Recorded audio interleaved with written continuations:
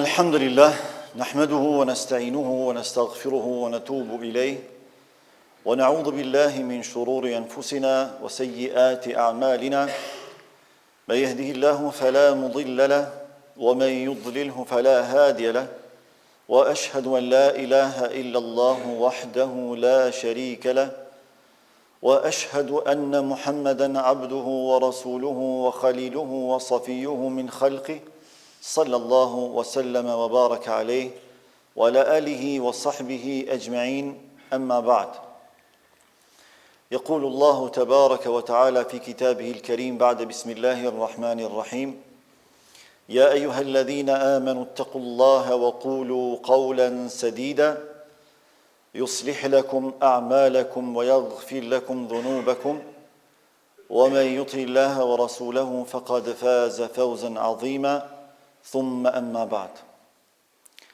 vetëm Allahun e adhurojmë, vetëm atë e falenderojmë dhe vetëm prej tij ndihmë dhe falje kërkojmë. Salavatet, selamet dhe përshëndetjet më të përzemërta dhe më të sinqerta çdo herë dhe pa ndërprerje më të dashurit të Zotit ja dërgojmë.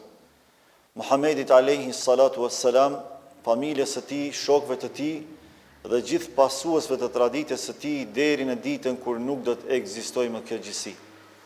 Zoti i Madhrishëm në Kur'anin Famadh urdhëron e thot: O ju besimtar, tregoni dhe dëshmoni frikë respekt meritor ndaj Zotit tuaj, dhe mos flisni vetëm se atë e cila është e drejtë, e qelluar dhe e vërtetë. Nëse ju e bëni një gjë të tillë, Allahu do ta përmirësojë juve veprat tuaja, do ua falë juve mëkatet tuaja. Kush e pason Allahun dhe të dërguarin e tij, do të përfundojë si triumfues madhështor. Besimtarë të nderuar, sa herë që vijnë periudhat e zgjedhjeve, dëgjojmë shumë për fitoret, për humbjet, për programet, për kandidatët, gjë që është krejtësisht normale. Por besimtari i vërtet sheh përtej kësaj. Ai sheh përgjegjësi, amanet në raport me këtë çështje të rëndësishme shoqërore. Prandaj para së gjithash, para se të interesohet për programet politike, për partitë e caktuara, për kandidatët që do të votohen, ai interesohet për atë se çfarë kërkon Allahu nga unë në këtë drejtim. Dhe si duhet ta dorëzoj amanetin e votës karshi Allahut subhanahu wa taala. Sepse perspektiva islame votimin nuk e sheh vetëm si një proces politik, por si një provim fetar, moral e social. Pra sa herë që dikush voton, realisht është duke u testuar nga ana e Allahut subhanahu wa taala, edhe në fenë e tij, edhe në moralin e tij, edhe në kontributin e tij shoqëror. Allahu i Madhrishëm para së gjithash kërkon drejtësi. Prandaj thot inna Allaha ya'muru bil adl. Allahu urdhëron për drejtësi. Pra nuk lë asnjë hapësirë që dikush të mendojë se ka mundësi zgjedhore në këtë drejtim, apo arsyetimi e tejkalimit të këtij urdhri. Sepse thelbi i mirëqenies është drejtësia, edhe në aspektin individual, edhe në atë familjar e social. Dhe kur jemi te drejtësia, çdo kush duhet fillojë nga vetvetja e tij. Çdo kush duhet niset nga personaliteti i tij, nga gjërat që i përkasin atij, qofshin intereset caktuara, nevoja apo edhe inate eventuale. Dhe ajo që duhet ta përcaktoj mirëqenien edhe individuale, edhe familjare, por edhe sociale, është drejtësia. Ajo nuk duhet humbet për intereset caktuara personale. Përkundërsa, ajo duhet mbrohet. Madje edhe nëse bëhet fjalë për urrëtie të caktuara, ajo prap duhet të qëndrojë. Allah thot Kur'an, وَلَا يَجْرِمَنَّكُمْ شَنَآنُ قَوْمٍ عَلَى أَلَّا تَعْدِلُوا. Mos lejoni që urrëtia juaj ndaj dikujt, qoftë si individ, qoftë si parti, qoftë si grup, qoftë si popull, që t'ju çojë juve në padrejtësi. I'dilu huwa aqrabu lit-taqwa. Jini të drejtë sepse kjo është më afër devotshmërisë. Madje thelbi i devotshmërisë është drejtësia. Vota është amanet. Pse është amanet? Për dy arsye bazike. E para për shkak se është besim, e dyta për shkak se është dëshmi. Po në momentin që ne ja japim votën dikujt, ja kemi besu veten, familjen dhe shoqërinë atij personi. Me udhëheq vlerat tona fetare, kombëtare. Pastaj në kuadër të këtyre vlerave të përgjithshme, familjare, sociale, ekonomike, politike e kështu me radhë. Pra ti ja ke besu më të shtrejtën tonë dhe një personi. I ke dhënë orientim, i ke dhënë drejtim kauzës tënde, edhe individuale, edhe familjare, por edhe kombëtare. Prandaj është përgjegjësi, prandaj është amanet. E dyta është dëshmi. Momenti kur ne e votojmë dikë, ne po dëshmojmë për këtë person se është i denjë për të na përfaqësuar. Kur dëshmojmë për dikë se është i denjë për të përfaqësuar, i bie që ti je dakord me raportin e tij që e ka me krijuesin, i bie që ti je dakord me mënyrën se si ai e sheh jetën, e koncepton jetën, kjo është parsorë, pastaj edhe me mënyrën se si ai e planifikon edhe e paraqet programin e tij personal, qoftë edhe partijat, se si me udhëheq vendin. Po ti ke dëshmuar para Allahut se ky person është i denjë për me të përfaqësuar. Kaq pesh ka vota. Fatkeqësisht tek ne vota shihet si diçka shumë e thjeshtë, prandaj edhe shitet me lehtësi. Ndonse tek ne më pak, por në shumë vende shitet me lehtësi. Ose dikush e sheh si diçka shumë të thjeshtë, shumë normale. Është vetëm votë, asgjë tjetër. Harron që është besë, harron që është besueshmëri, harron që është dëshmi. E para se gjithashtu harron që para Zotit ti do t'jap llogari. Për që të votë thjesht. Se për shkak të kësaj vote, populli mundet me marrë orientim ose pozitiv ose negativ. Krejt shteti ose mundet me përparu, me progresu, ose mundet me shkatru. Për një votë tëndën edhe timin. Ka që rëndësi ka te Allahu subhanahu wa taala. Prandaj disa dietarë thonë, farzi i farzeve është shteti. Farzi i farzeve është shteti. Edhe kjo ka bazë në Islam. Ne e dim jetëshkrimin e Muhammed Mustafa sallallahu alaihi wasallam. Kur ka fillu vlerat islame mu kapitalizu institucionalisht, kur ka fillu thirrja islame mu globalizu, pasi që është themelu shteti islam. Pa ka që është i rëndësishëm, ti mund t'jesh populli më me vlera në botë. Mi po nëse s'ke fuqi politike, nëse s'ke shtet që i përfaqëson vlerat tua, ti s'ke mundësi me dalë për te i vendit tënë. Pjesërisht e provuam edhe na, sa vite kemi qenë të bëm zullum, mos me pas shtet, e pastaj të izolum, edhe pse patëm shtet. Shumë popull i mirë, nuk ka për popull më të mirë që ekzistojnë jemi na, pse kur s'kemi qenë zullumqar. Gjithmonë na kanë bërë zullum, kërkuj si kemi bërë zullum. Po fakti që ishim popull i mirë, kjo nuk na dha neve mundësi me pas qasje të lirë në përbot. Derisa u liberalizun vizat. E kur edhe koha me të liberalizu vizat? Kur u themelu shteti. Pra këto gjëra janë shumë thjeshtë, është logjike, shnosh kjo, edhe shtetëformuese, edhe politike, edhe juridike në Islam. Prandaj vota jonë në mënyrë direkte ndikon në mënyrën se si funksionon shteti, në mënyrën se si zhvillohet populli e kështu me radhë. Përgjegjësia më e madhe u përket kandidatëve politik, që ne kemi respekt për secilin prej tyre. Por gjithashtu, nga respekti që kemi për ta, ju drejtohemi me disa këshilla për hir të Allahut Madhërisëm. Pa asnjë interes kësaj bote, pa asnjë tendencë dhe pa asnjë qëllim me prapavi. Allahu thot në Kur'an: Inna Allaha ya'murukum an tu'addu al-amanati ila ahliha. Allahu ju urdhëron që përgjegjësitë t'ua jepni atyre që janë meritor për të.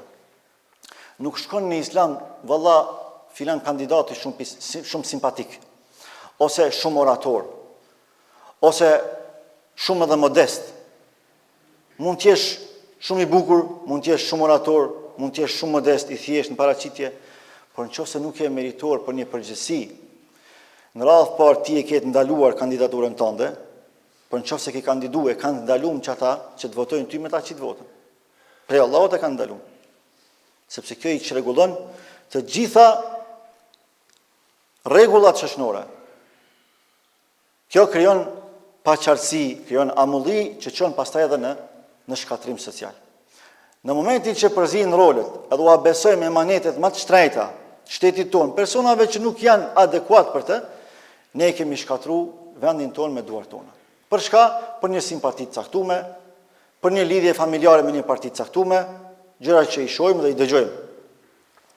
Gjë që nuk duhet ndodhen. Pastaj kur erdhi një sahabi dhe i tha pejgamberit Allahut sallallahu alaihi wasallam, tha: "Ma jep mua emirllëkun, ma jep mua leadershipin, udhëheqjen."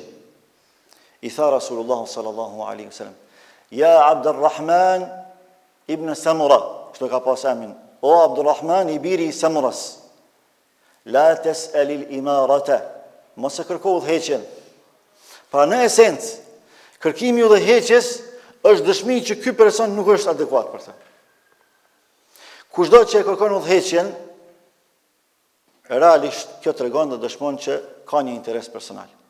Prandaj në historinë islame nuk mund të gjesh në kohën e sahabëve, specifikisht kohën e sahabëve, që dikush prej tyre e ka marrë bajrakun e ka thonë ma jepni mua udhëheqjen. Duke filluar nga i pari, Ebu Bekri. Kreti kanë thonë ti je për me udhëheqje, ka thonë jo unë s'jam për me udhëheqje. Kreti kanë thonë çu merr udhëheqjen se Resulullahu na la. Është në agonit vdekjes. Është kriju fitnja në shoqni. Ai ka thonë jo, e keni Ebu Bekr, e keni Omerin, e keni Uthmanin, e keni Aliun, unë nuk jam për këtë punë, edhe pse ka qenë për atë punë. Sa i pastër ka qenë në raport me intereset personale. Derisa është detyruar Omeri dhe i ka mbledh këtë burrat dhe e ka qit para burrave i ka thonë: "Çoje dorën o Ebu Bekr, zgjatë dorën, besatojmë se ti edhe s'ka tjetër këtu." E kanë detyruar popullin me marrë udhëheqjen. Kështu ka ndodhur edhe pas tij. Pra në esencë është kjo, po e kuptojmë sistemet aktuale, moderne, ti imponojnë disa gjëra, ta imponojnë edhe kandidaturën, edhe kërkimin e leadershipit, këtë i kuptojmë këto. Por para se me ja kërku votën popullit, duhet me pyet veten para Allahut Madhrishëm, a e di çka jam unë të kërku? O filan, mi thon vetes, a e di çka jam të kërku? Emanetin e popullit, për cilin do të pyetem para se më pyet pe popullit, kam u pyet pe Allahut, pe Zotit popullit. Kam i dhënë llogari një ditë. A din që unë do të bëhem përfaqësuesi i vlerave tyre, përfaqësuesi i nevojave dhe i kërkesave tyre. Pra duhet me te i kalu interesin dhe inatin personal. Jo me fillu kandidaturën me interese personale. Jo, mjaf mo me këto gjana se jemi logë, prandaj jemi këtu ku jemi. Po me dal burra, burnesha që e te i kalojnë vetën, e te i kalojnë partinë, i te i kalojnë intereset personale, e marrin udhëheqësinë e popullit për hir të Zotit. Vetëm për hir të Zotit. E nuk premtojnë rrajshëm. Premtimet e rrajshme janë tradhti ndaj popullit. Pse janë tradhti ndaj popullit? Sepse përpos janë rënë, janë kurth që e vjedhin shpresën, e vjedhin ëndrrën, e vjedhin vizionin e atij populli. Kur ti premton edhe thon ka më bë këtë, ka më bë atë, ti realisht je duke i ushqy me shpresë, me ëndra dhe me vizione të kota.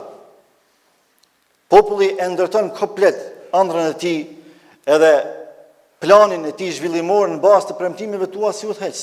Kur ti nuk i realizon, ti ja u ke vjedh shpresën, e shpresa është më e shtrenjtë. Prandaj është tradhti. Premtimet e rrejshme janë tradhti ndaj popullit, e para së gjithash janë tradhti ndaj Allahut subhanahu wa taala. Dhe për fund, vëllezër të ndershëm, çdo gjë tretët për vllazëria duhet mbetet. Nuk është arsyeshme që për interese partijake, për anime partijake, me unë nëshmu me zvete, me u përqa me zvete. Runa zët, me në ndodhë një gjë të tillë. Është niveli më i ulë që mund me ekzistu. Çdo kush i ka preferencat e veta, çdo kush i ka simpatit e veta, por para së gjithash, vllazëria jonë është mbi të gjitha. Këto programe, këto fushata mbarojnë tretën. Kush mbetet? Vllazëria jonë. Nuk ka hije me uzon familjarët me zvete për çështje partijake. Nuk ka hije me u nënçmu, me u përqa me zvete, e dikush edhe me çu dorë në njëri tjetrit për preferenca partijake. Kjo është shumë e ulët. Se fundja këtë që kjo garë po bëhet me niyetin për të mirën e përgjithshme.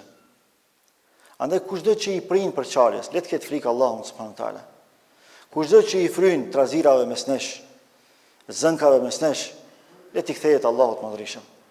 E lutim Zotin që këto zgjedhje me kalu me siguri të plot e me drejtësi maksimale, e secili prej atyre që voton me votu me emanet të Allahut, me i zgjedh kandidatët që e kanë frikë Allahun, që e dojnë poplin, që s'janë të korruptum, që nuk premtojnë premtime boshe, por që e kanë dëshmu vetën para sa kanë pas mundësi, aty ku kanë punu e ku kanë funksionu, kanë dhënë vlera edhe kanë dëshmu përfaqësim dinitos. Allahu e rujt popullit ton, vendin ton. Allahu e zhvilloft shtetin ton. Me ne, e mbi të gjitha, Allahu na dhënë udhëheqës të denjë që e kanë frikë Zotin, që e duan popullin më shumë se veten, që e duan pasurinë e popullit më shumë se pasurinë e tyre personale, që e duan imazhin e popullit dhe të shtetit më shumë se sa imazhin e tyre. Dhe që bëhen për atyre prijatarëve që neve jo vetëm që na orientojnë drejt mirësisë së jetës kësaj bote, por edhe drejt mirësisë së botës së përtejme, drejt xheneteve të Allahut subhanahu wa taala. أقول قولي هذا واستغفر الله لي ولكم ولسائر المسلمين من كل ذنب فاستغفروه إنه هو الغفور الرحيم والحمد لله رب العالمين.